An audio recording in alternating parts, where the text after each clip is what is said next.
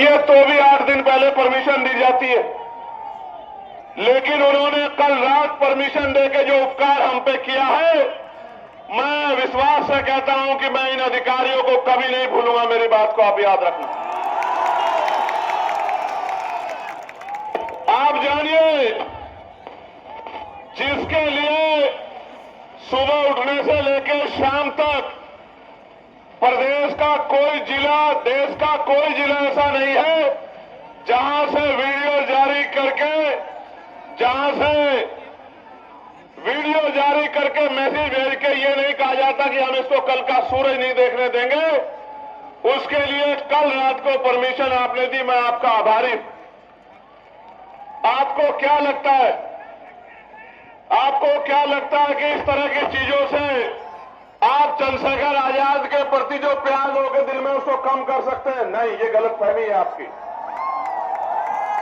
आप अगर आए सुबह ही परमिशन देते और ये टेंट में नहीं लगता, एक कुर्सी पे खड़े होकर भाषण देके अपने लोगों को कह के जाता कि याद रखना मेरी बात को।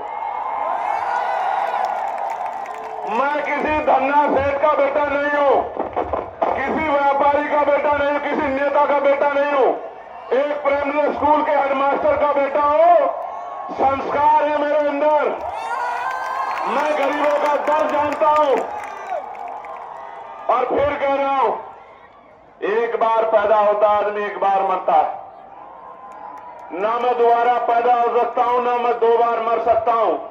एक दिन मुझे भी जाना है, लेकिन अगर जब तक जीवन है मैं इनके हक अधिकारों के लिए लड़ता रहूंगा। इस बात को शासन, प्रशासन और सरकार भी याद रखे। मेरी बात को याद रखना। आप मेरी बात को सुनो। मेरा बस चले तो एक शब्द ना कहूं और ऐसे ही चला जाऊं, लेकिन जब आया हूं तो अपनी बात कहना चाहता हूं, क्योंकि गर्मी इतनी है।